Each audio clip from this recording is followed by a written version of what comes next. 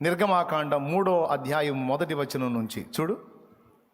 తన మంద ఇత్రో మంద చూడు. మోషే మిద్యాను యాజకుడైన ఇత్రో అను తన మామ మందను మేపుచు ఆ మందను అరణ్యము అవతలకు తోలుకొని దేవుని పర్వతమైన హోరేబుకు వచ్చెను. ఇప్పుడు ఎవరి మందను మేపుతున్నాడు? 40 ఏళ్ళు. దేవునికి స్తోత్రం. మామగారి దగ్గర ఉన్నాడు, 1 ఏడు కాదు 2 ఏళ్ళు, 4 ఏళ్ళు అత్తగారి ఇంటికాడు ఉంటేనే అల్లుడిని లెక్క చేయరు పాపం కొంతమంది. 4 ఏళ్ళు అత్తగారి ఇంటికాడు ఉంటేనే లెక్క చేయరు. వచ్చిన కొత్తలు అల్లుడు గారు అనేది చివరికి 4 ఏళ్ళు దాటేసరికి రారై పోరై అనే పరిస్థితి వచ్చింది. ఆఖరికి వైఫ్ కూడా రివర్స్ అయ్యే అవకాశం ఉంటుంది, ఏంట్రా అనే అవకాశం కూడా ఉంటుంది. లోకస్తుల సంగతి చెబుతున్నారులే, మనం దేవుని బిడ్డలంగా మనం అనం. 4 ఏళ్ళు ఉంటాయి, 40 ఏళ్ళు అక్కడే ఉన్నాడు. ఎన్ని అవమానాలు పొందాడో.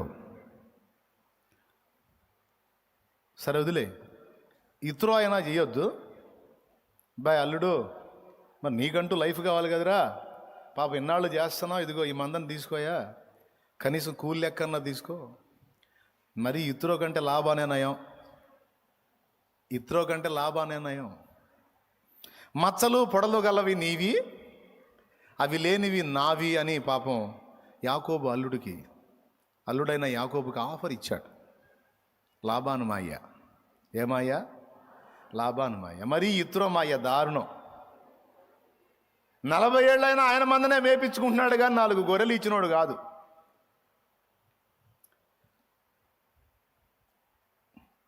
ఇచ్చాడా? ఇలా పోనీ మోషేకి సొంత మంద ఏమన్నా ఉందా? లేదు. ఎందుకని?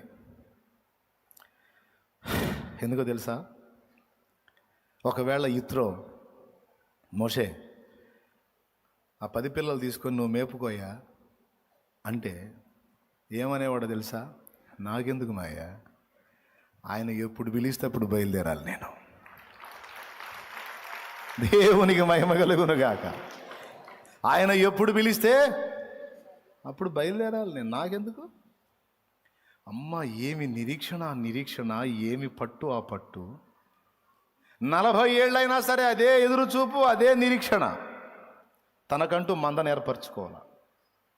ఆయనే ఇతరో మందనే మేపుతున్నాడు. ఆలోచిస్తే నాకు బల్బు వెలిగిందండి.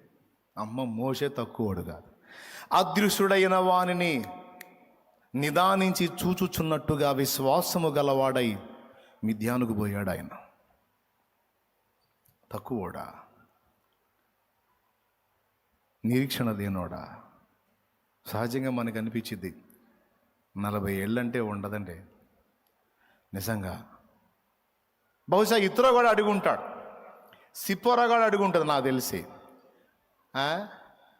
ఆయన ఎన్నిసార్లు మందం తీసుకోవాయా అని చెబితే కూడా నాకెందుకు అంటావు పెద్ద పోటుగాళ్ళలాగా. ఈ మొక్క చెప్పబట్టి 20 ఏళ్ళు అయింది. ఆయన వస్తాడు, నన్ను పిలుస్తాడు, నేను పోతాను. ఎవరైనా దేవుడు, ఆయన వస్తాడు, నన్ను పిలుస్తాడు, నేను పోతాను, మా వాళ్ళని తెస్తానంటావు. మోషే అంటాడు, ఈ మంద ఏం మంద? గొర్రెల మంద. నేను ఆ మందను తోలుకొని రావాలి. ఏమందనే? ఆ మంద ఉంది. తమ్ముడు, మనుషుల్ని బట్టే జాలరిగా చేస్తాను నిన్నన్నాడు దేవుడు. ఈ లోక సంబంధమైన సంపాదన అనే మందలు కాదు, నువ్వు మందలుగా ఆత్మల్ని సమకూర్చాల్సిన రోజులు రాబోతున్నాయి ముందు. మందలుగా ఆత్మలను రక్షణలోనికి నడిపించాల్సిన రోజులు రాబోతున్నాయి.